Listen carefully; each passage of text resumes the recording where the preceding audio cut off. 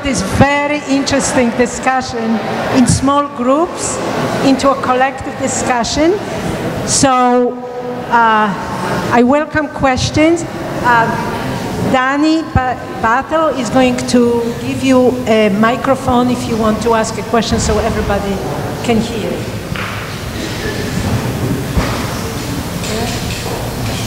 Sure. So do we have any questions? If you could just say your name and...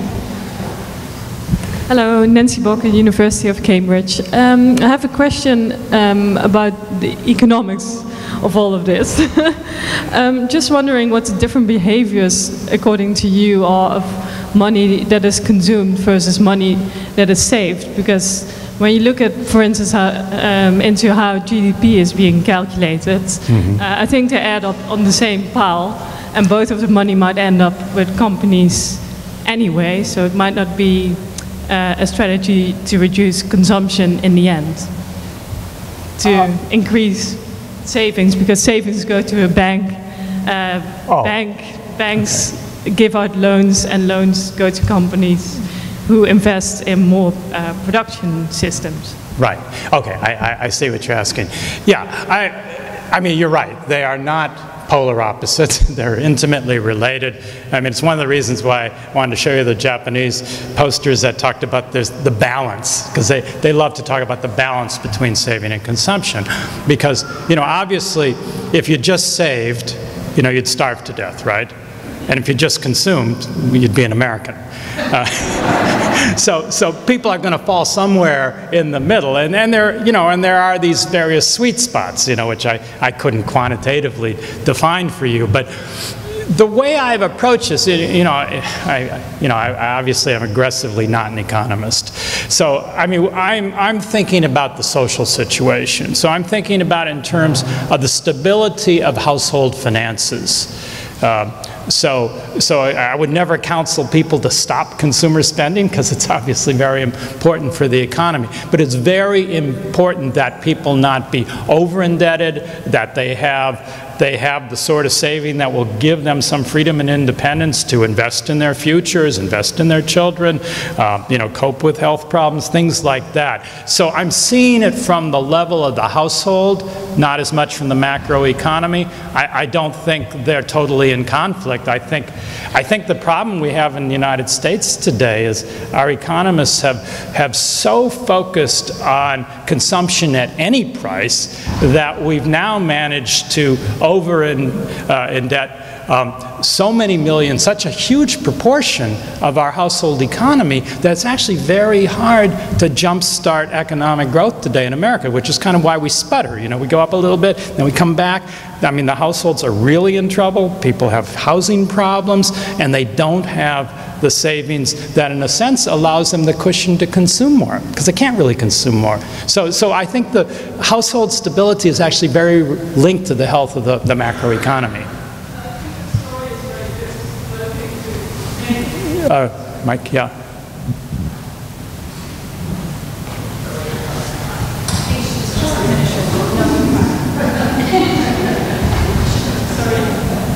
I'm just saying your story is very good, and I really like it, but you said the economists don't really invite you necessarily to do this talk as well, but I think to draw the macroeconomic picture and show them how it all sits in and how it might benefit the wider perspective would be very good as well. If you can get me the invitation, I'll make the case.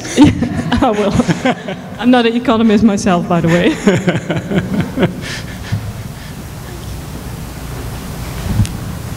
Well, congratulations on your book. I'm looking forward to reading it. Congratulations also that no economist has weighed in on commentary. But my question has to do with the other half of the question. That is, the other half of the coin of savings are deposits. And deposits are used by financial institutions for economic policy. Right. And would you talk a little bit about the fact that some governments want to encourage savings so that they can build up an export-oriented economy, because the workers that they have in their own country can't afford to buy the products? named Japan in the early days. So you build an export economy with those savings that you encourage individuals to have, to build an export economy so that you can build an industrial state. The U.S., I mean, China is now in the position that they can't find the buyers for their goods. They're going to have to be faced with turning into a consumer society. But in terms of your historical view, would you comment a little about the deposit side? Yeah, no, I mean, it's very important, and you brought up already just, I mean, some of the variations, and it's true. I mean, Japan historically was a place with relatively low living standards, where consumption was kept low, where wages were kept low, and where savings poured in and poured into investment in industrial expansion. It became a pattern in much of East Asia and parts of Southeast Asia, and now you say particularly in China. So, I mean, that is one of the, you know, the arguments that sometimes people make against saving. But you know, there's no reason why the money can't be invested in ways that help the people in the country. And I mean, look, the other great exporter, we don't think of it that way, but it's China and Japan, and there's Germany. Germany is a huge exporter with a substantial population. I mean, Sweden is too, but it's a smaller population. Germany's substantial population, and quality of life is very good. There's lots of that saving in one way or another through taxations or through deposits, you know, goes into the betterment of German society. So there's no reason why that can't happen.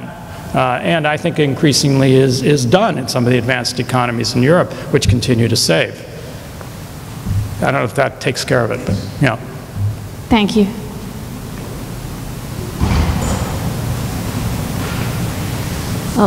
Something very striking in the examples that you gave us was how the cultural acceptability of being in debt.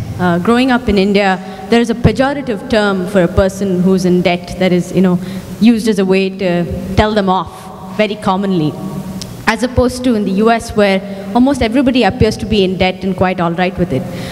So I was wondering, if credit cards were called debt cards, would they be as widespread and as well used? Does it have something to do with the terminology of credit versus debt? That is a great question. I like that, debtors cards. Yeah, I mean, we do have debit card for, I mean, truly a debit card, and then those are popular, I mean, you'd have to say. But you're right. I mean, the sort of the cultural valence attached to debt has really changed in this country. I mean, Americans always had. I mean, you can read American historians. You can go back to even like the 18th century. There's been, because we're partly a settler society, cheap land, things like that. There has been culturally more acceptance of debt here, probably, than in most other places. However, you know, even in the early post-World War II decades, it was not okay culturally to be in debt in this country. And something really changed, as I said, in the last 30 years, really the last 20 years, I would say, maybe late 1980s to the present. And a lot of it, you know, I mean, the culture changed. And so some people like to handle culture as if it's just kind of out there not being acted on by anything. And so they say American culture is this and American culture is that. But, you know, this culture here, we can actually see how it changed. And it changed because of various changes in practices, in financial deregulation that allowed finance industry to engage in what I regard as very predatory, aggressive practices in promoting credit. Government really shut down in terms of the regulation of that. And this really began to form a new culture. You know, so that at a certain point people just thought it was commonsensical, as you said, to not pay your credit card. And, which, I mean, in Germany, you try not paying your credit card. I mean, first of all, they don't really have them, but they have these delayed debit cards. And I spoke to this one savings banker in Bremen, and so it's tied to your bank account, but it is possible to actually overextend and not have the money in your bank account to pay it back in 30 days. And I said, well, what do you do if somebody can't pay it back after 30 days? And he said, then we tell them maybe it's time to give your credit card back. You know, very sort of, you know, it's just culturally not okay. So how these cultures get formed is really interesting, and the point is we should never accept that the culture is there forever. We can act upon it and change it in other ways as well. Thank you. Was there a question on my left from earlier? Yes, you still want to ask?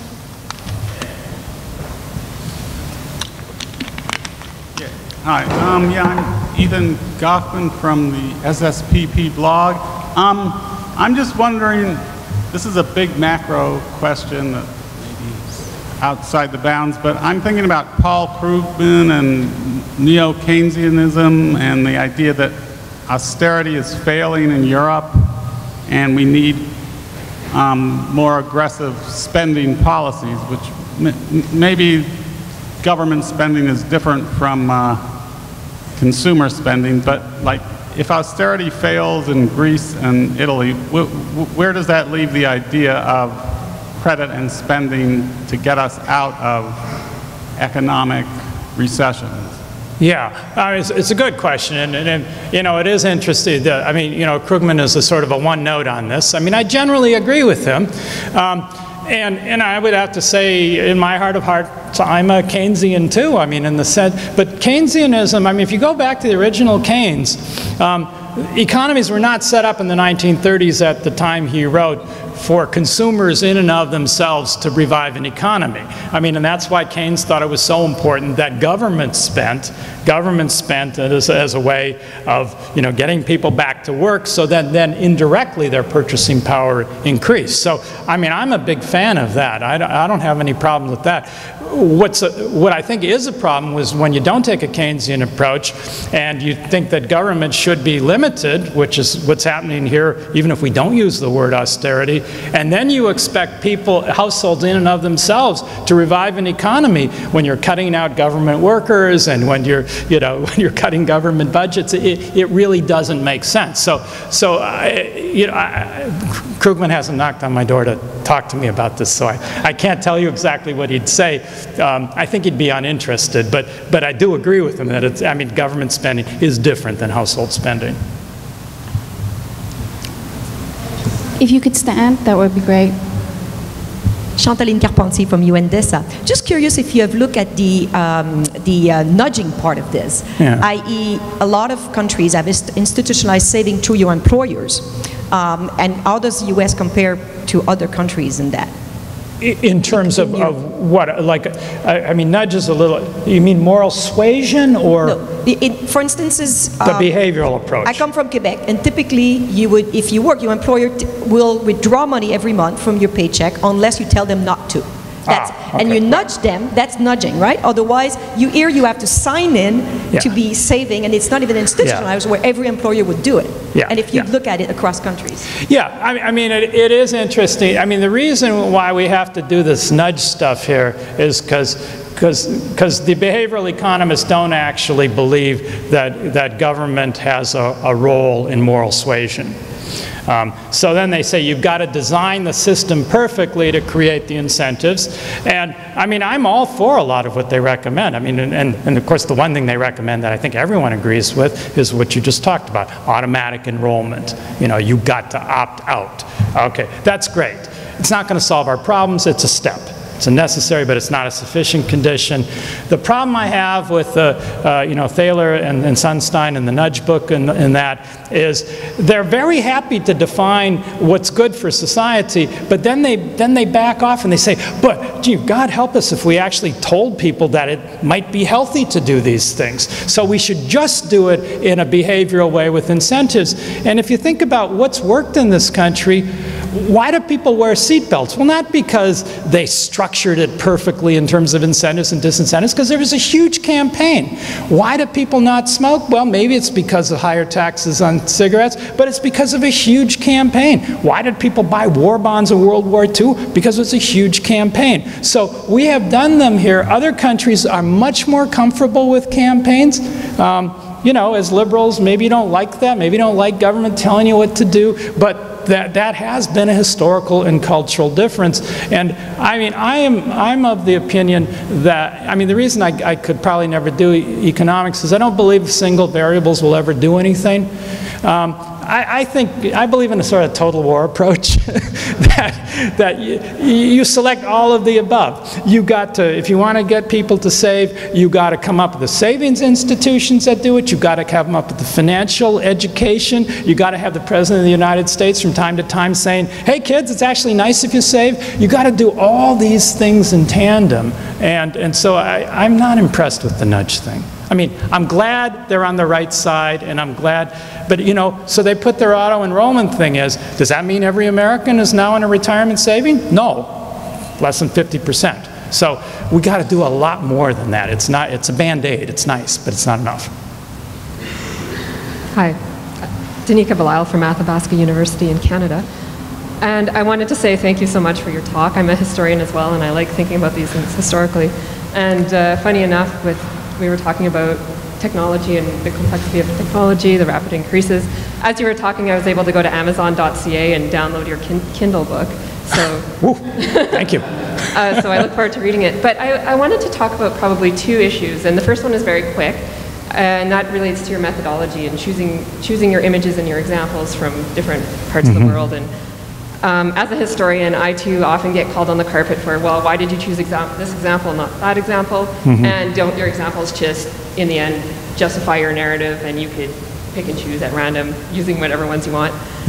So I just thought maybe you could clarify the methodology you used. And then secondly, I wanted to talk a little bit about the morality of saving, because it strikes me that there is a sense that saving is a very moral thing to do. But if we think about it in a sort of a class perspective around maybe equality, it strikes me that affluent people are able to save more than working people. And perhaps working people spend more because they're trying to achieve equality with affluent people.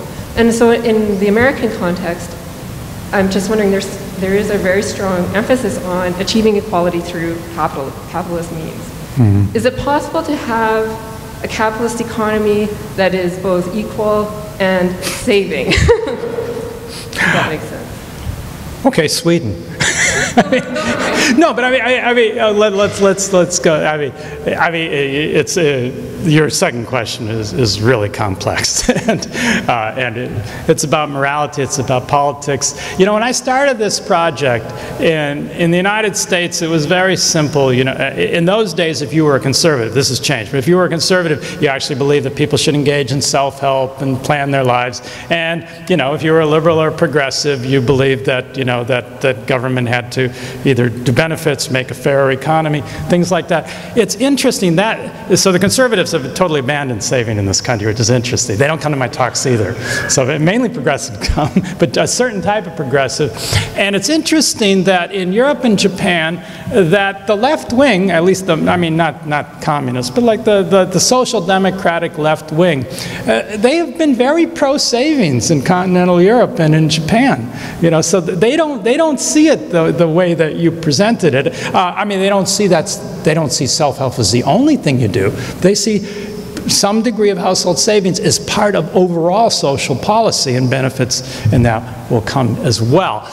And so you're at, you know, the way you ended your question, are there places that have high savings and fairly high levels of equality? Well, Sweden, Germany, Austria, but Belgium, pretty equal. I mean, so it actually does tend to go with equality. I mean, in ways that I think we don't normally think of. Whereas here, where we have high levels of inequality and obviously very low saving, and the people who do save are the affluent. So I think that's what the only way I think I could address your second question. First question, which is probably only of interest to you and me as historians. But okay, images are like documents. As a historian, it's just another version of text. But we obviously pick some documents and don't pick other documents. We use them to tell our narrative. There's going to be that story. I mean, as a historian, you probably do the same. I try and get it as right as I think it is, as close as it is to the actual situation, but necessarily we are picking and choosing.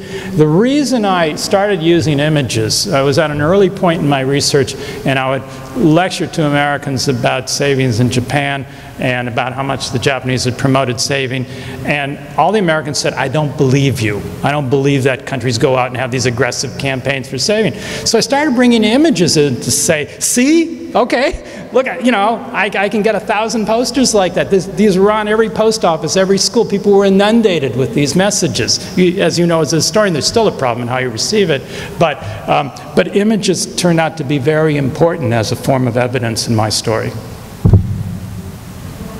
Questions when here, and Maury, you have a question? Okay.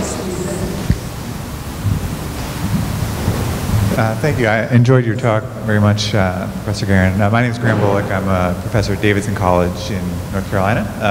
And I had a question, I guess it relates back to indebtedness and also usury laws. I've heard the argument that the regulation of credit cards and specifically the most recent credit card regulations that during the Obama administration is actually, because it's limited credit cards from giving sort of higher interest loans, actually encouraged or provided a larger market for very predatory sort of payday loans and that are rampant, especially in lower income neighborhoods and urban areas. And so it creates this sort of logic that, okay, well, we need credit cards to sort of fight the really bad guys, the predatory lenders. And so I'm curious, kind of, could you talk a little bit about usury laws, limiting sort of interest rates, both historically in the United States and also comparatively across countries? Right. Yeah. I mean, the argument is going to be made that, okay, you promote home equity loans because you can get them at 5 to 6% because they're using your house as a collateral. Isn't that much better than having people having to pay 18% for paying back their credit cards? Isn't the credit card at 18% much better than the payday lenders at 200 or 300%? What all that suggests is that we really need to start talking about this in terms of social policy, that people shouldn't have to go to those levels to achieve some sort of financial stability in their life. I mean, first of all, debt counseling in this country is mainly done by the private sector. They're usually very much linked to the financial industry, charges fees. In Europe, debt counseling is almost always a public service. It's lower cost. All these things have a cost, obviously. Getting money, borrowing money is a cost, things like that. But we can do a lot toward banking people without outrageous fees, without predatory things that make it a lot easier to create alternatives to this so-called alternative financial sector like payday lenders or like the credit cards. The credit cards, clearly, in other places, as I said, they're either resisted or there are many more restrictions on them. So you asked about the history of usury laws elsewhere. They do exist in lots of places. Even where they don't exist, the legacy is such that outrageous usurious loans for lower income people is seen as a social problem in both Europe and Japan, to which people intervene to do something about that.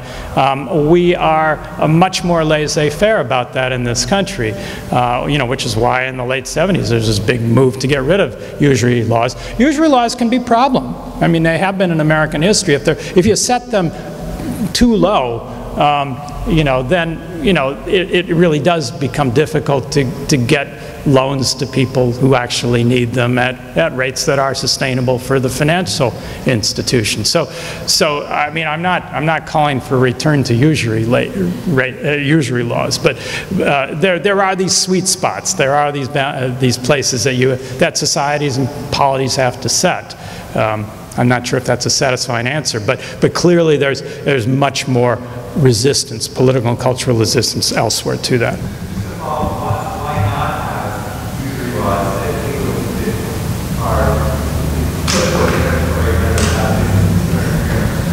Well, yeah, but you see, no, but that's a problem though, and you probably followed that in this country, that if you just waved a wand and the next day there were no payday lenders, that would not solve the problem. People are going to payday lenders because other services aren't taking care of them. So we have to think of ways of devising lower cost services that serve lower income households. Can you hear that? Yeah. I'll be very quick. The one sort of institutional actor that we haven't talked about, particularly during the immediate post-World War II years, is our trade unions. And I'm curious as to why labor unions have not been more active in encouraging the kinds of small savings that have been otherwise missing. Yeah. No, that's a really interesting question. And that's where you get, well, I don't want to use American exceptionalism, but the American labor movement went in a different direction than the European and the Japanese labor unions. In most other places, historically, late 19th century, certainly through World War II, trade unions tended to promote small saving. They liked post office saving things. They liked savings banks.